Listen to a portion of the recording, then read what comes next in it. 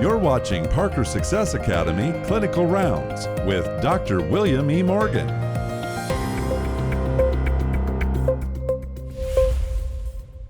Hello, I'm Dr. William E. Morgan, president of Parker University, and this is Clinical Rounds, where we discuss topics of clinical relevance. Today I have a very special guest and friend, Max Lugavere. Max, thanks for joining us. Dr. Morgan, always a pleasure. You're a busy guy. Can you tell us a little bit more about yourself? Yeah, so I've written a number of books on the topic of dementia prevention, Genius Foods, The Genius Life, Genius Kitchen, and very grateful that a few of them have hit a number of different bestseller lists, the New York Times included. I've also published scientific literature. I got to co-author a chapter in a textbook geared towards clinicians on the clinical practice of dementia prevention. And I routinely go on the top TV shows in the US talking about nutrition, breaking down fairly heady nutrition concepts to make the research applicable, actionable, and achievable for people. And then of course I host my own podcast. But today I was talking about the clinical practice of dementia prevention. I was the current state of the art with regard to dementia prevention, which I think is super important, especially today. If you make it to the age of 85, you have a 50% chance of being diagnosed with Alzheimer's disease. So for me, this is a really important topic. Well, we've had these conversations before. The best time to treat dementia is 25 years ago. Exactly, well said. And so what do we do now? And we're talking to a group of clinicians now. What can we say to those clinicians to help them on Monday morning to address this, bring that importance to their patients so they can understand the things you do now, the things you eat now, how you're sleeping now, is going to determine whether you are more likely to get dementia? Well, dementia, Alzheimer's disease, is America's most feared disease. Everybody's afraid of it, and for good reason. It's a progressive and curable condition that really robs us of the essence of who we are, right? They say with Alzheimer's disease, you die twice, right? You die the first time when you forget who you are and you lose the connection that you have to your loved ones, and then ultimately when you pass due to Alzheimer's disease.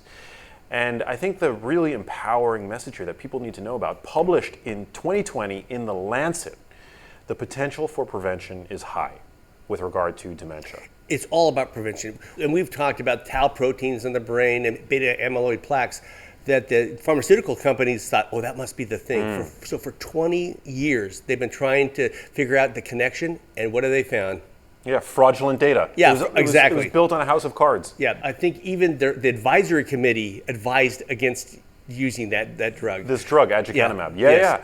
Well said. Wow, you're so well versed in the topic, and it's great because I'm obsessed with this topic. So it's rare that you get to meet people that are on your same wavelength. But it's absolutely true that this was essentially a house of cards. The way that pharmaceuticals work, they look for their intent is to create monotherapies. They look for a single molecule that's going to target a single pathway that they can then patent and then monetize, right? And here's a pill you'll take the rest of your life. Yeah, there you go. And this is why Alzheimer's disease trials have a pitiful 99.6% fail rate, right? There are no meaningful treatments. And I'm not just a talking head. I had a parent with dementia, and there were no effective treatments. And so when you hear this news that the amyloid hypothesis was really built on this fraudulent data that was created 16 years ago, derailed all scientific efforts, billions of dollars wasted, hopeless despair for the patients. And not only that, but anybody who came out to offer an alternate viewpoint was ridiculed.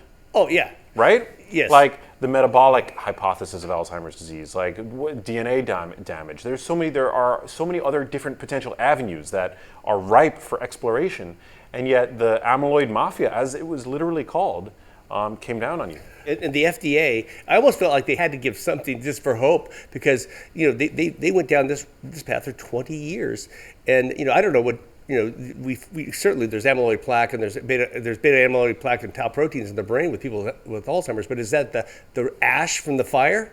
And I think that's where you can help us is the fire, inflammation, we can make steps today to reduce the risk of Alzheimer's and other types of dementia. Absolutely, yeah. A study literally, as we speak, yesterday came out linking the consumption of ultra-processed foods to dementia. Every 10% increment in ultra-processed food consumption increased risk of developing dementia by 25%, right? Wow. What does that have to do with amyloid? That's, right? That's less junk, right? And I say that, I don't want people to think that I'm shaming anybody, because today, unfortunately, we live in a time where 60% of the calories that we consume come from these ultra-processed foods. But there are innumerable forces right now that are just working day and night with crazy amounts of money to perpetuate the status quo. Just by preparing your own meals at home, Right. will move the needle much more than any drug that's out there. Yeah, exactly. It's crazy. Yeah, I mean, another study came out finding that for people with the highest levels of DHA in their blood, in red blood cells, so measured in red blood cells, had a 50% risk reduction for developing Alzheimer's disease, right? Food is medicine. There's no drug on the market that's going to slash dementia risk by 49%. Oh, no. A friend of mine, I worked at Bethesda and Walter Reed hospitals. So one of my friends worked across the street, NIH, and he did research, and he had access to all the blood samples in the military. He could predict Alzheimer's rates or suicide rates based on DHA levels and vitamin D levels. Wow. So what other advice would you give the doctors to tell their patients who are concerned about this? So the way that I broke it down in my talk today, I think it's really important for people to be aware that there are different categories of risk factors. There are the non-modifiable risk factors, right, which is age, genetics, and gender. Right, so you can't change your age, you can't change your genes, and it's debatable whether or not you could change your gender. And then you have the modifiable risk factors, which include obesity, smoking status, excessive alcohol exposure to excessive air pollution. You have, there are so many others, hypertension, diabetes. And so those are the modifiable risk factors. And about 5 of the 12 so-called modifiable risk factors are influenced, mediated by nutrition. And I think that's a really empowering story here, that eating a healthy Mediterranean-style diet can modulate your risk for those conditions. Olive oil, fish, lots of vegetables. Yeah. What else? So I'm a huge fan of extra virgin olive oil. Fatty fish is medicine for the brain. Dark leafy greens, I try to eat a salad a day. Rush University researchers found that people who eat a bowl of dark leafy greens every day have brains that perform up to 11 years younger. That could be attributable to healthy user bias, so it's a correlational study, but nonetheless, we know that dark leafy greens are healthy for a number of reasons, whether it's the dietary fiber, which we know is supportive of the gut microbiome, or the fact that they contain nitrates, which are beneficial to the nitric oxide pathway, play a role in supporting healthy blood pressure and healthy blood flow. The carotenoids that they contain, which are supportive of our neuronal cell membranes, super, super important. I'm an advocate of properly raised red meat, which I think is a health food, great source of dietary protein, highly bioavailable micronutrients. Eggs, I consider an egg yolk to be a cognitive multivitamin. So for me, it's really about separating fact from fiction for people and really getting back to basics when it comes to eating whole foods and also integrating both properly raised animal products and whole plants. So properly raised, truly grass-fed, ranged cattle, but also how they're slaughtered. Does that affect how? Yes, I think that how they're killed is important. How they're raised is certainly important. But yeah, I mean, a stressed out, inflamed animal, I mean, to me, it doesn't defy logic that somehow when you're ingesting those pro-inflammatory cytokines and meat that's flooded with stress hormones, like these aren't added hormones, of course, but they're like cortisol or epinephrine or norepinephrine, in a stressed out animal. Well, if you're walking, the cow's hearing the noises ahead of it as going into the slaughterhouse, it's pumping out cortisol into that meat. Well, I'm an ethical omnivore, certainly, but I also think it's really important to say that, like, when people they don't have access to the most pristine meat, for example, and all they have is like ground beef from a supermarket. They don't know where it comes from. That's still a very nutrient-dense food.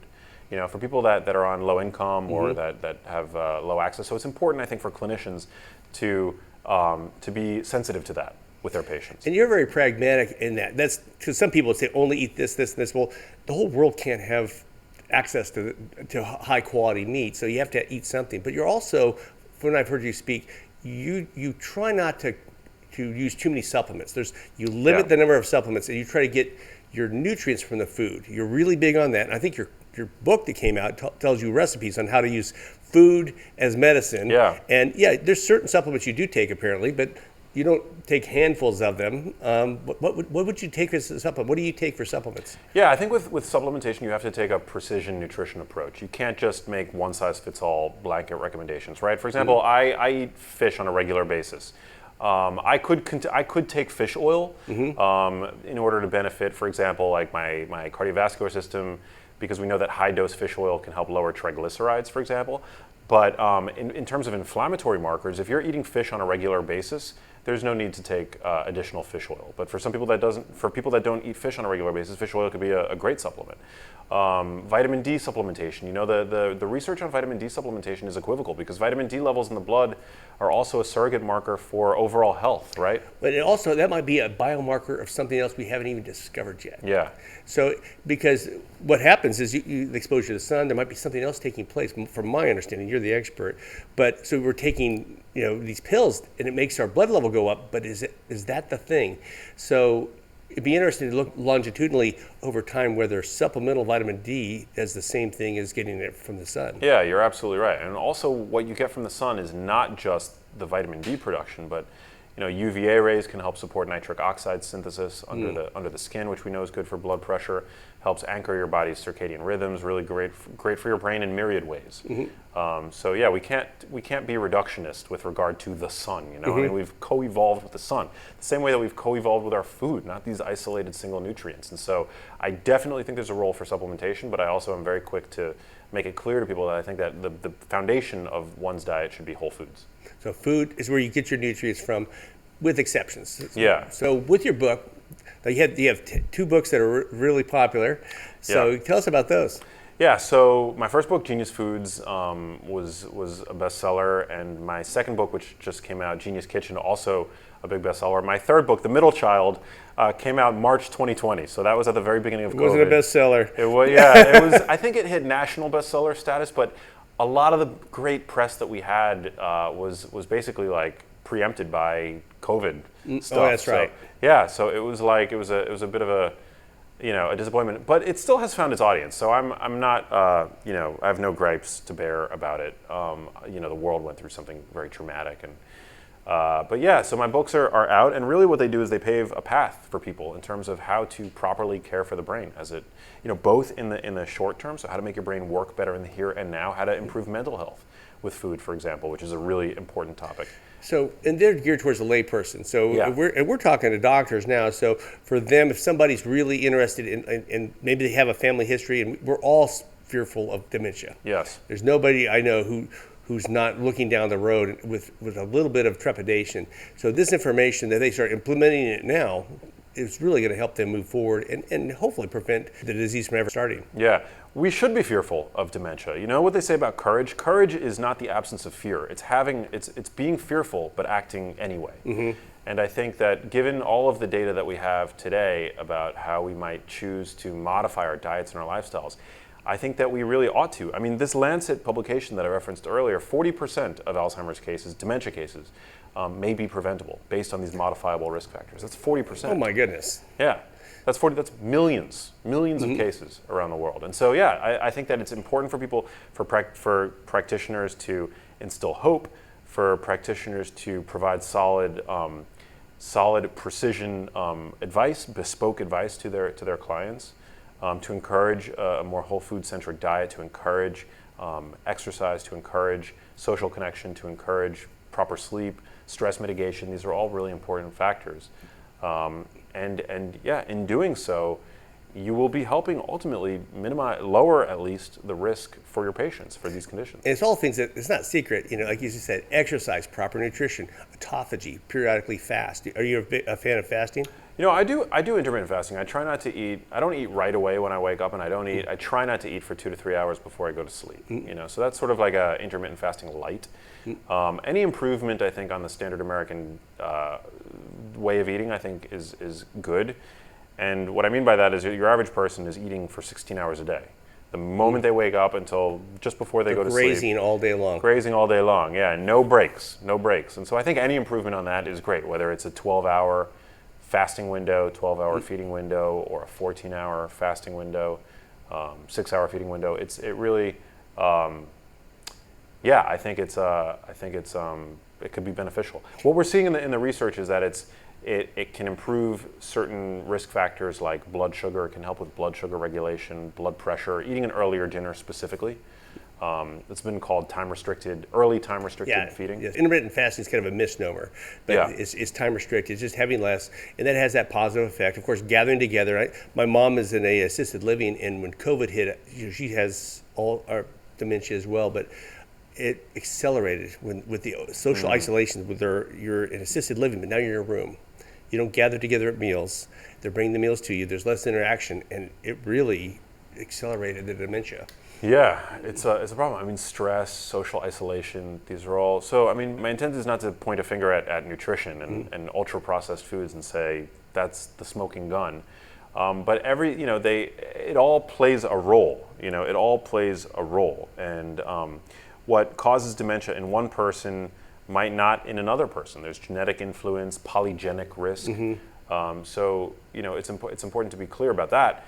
But still, when I got started in this, you couldn't talk about dementia as a preventable condition.